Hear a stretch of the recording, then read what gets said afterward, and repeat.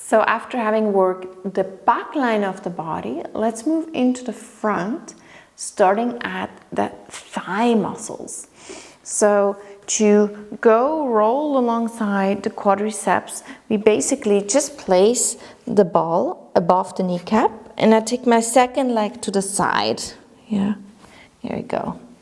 Come onto my lower arms, undo the foot, and then roll slowly between kneecap and the hip joint. Okay.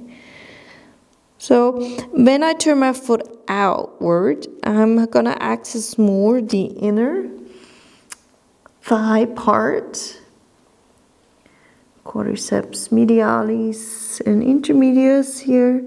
And if I turn my leg more inward, I have to say, I'm accessing more vastus lateralis. And then from the upper quadriceps group, I'm gonna make my way into the groins.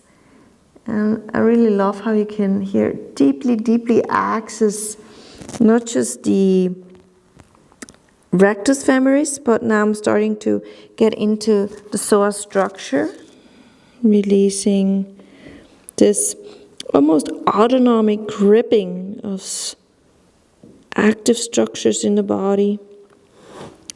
I'm moving my way up, and then I'm hitting the front of the pelvis. So if I want to continue the psoas structure here, I have to turn my balls around, longitudinal. And now I'm going alongside the psoas major.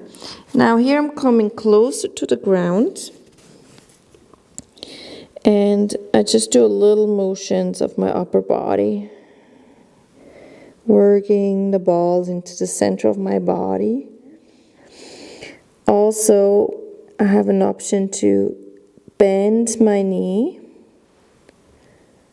which will make it more clear if you're actually on the structure of the psoas complex. So be very mindful and listen to the body as you work through this.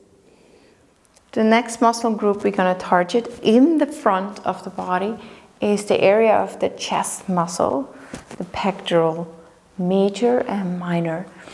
I like to start this on the wall just to get, make sure we hit the right spot. And you basically take the arm out like you do it when we do a chest stretch, but we're going to squeeze the ball in between. Now, working the chest muscle, I'm going to take the foot closer to the wall forward to make sure I can bend my knees and support the lower back. And then I turn my body continuously, without hyperextending the left arm, continuously towards the center of the room. On the floor, it looks very similar than standing, except that we are down. I place the balls longitudinal from the top, take my arm out, and have something to support the head. That's very helpful. And then I twist my body again. So it's the exact same thing we do standing. We're just down. The block is there to support the neck. Position. And then I can take the motion now from my top foot that adds into the twisting motion. So fascia and fascial release, why bother, right? So if you look at the structure of the hair, for example, we know that if you don't brush it regularly, it will just, knot up and tangle up. The exact same thing happens in this tissue.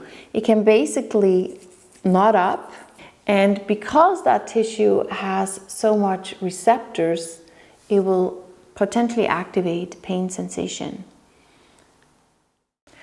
So you can think of fascial release work like brushing your hair or flossing your teeth, taking care of these many kilos of soft tissue in your body. It's a great way of self-caring and or pain management.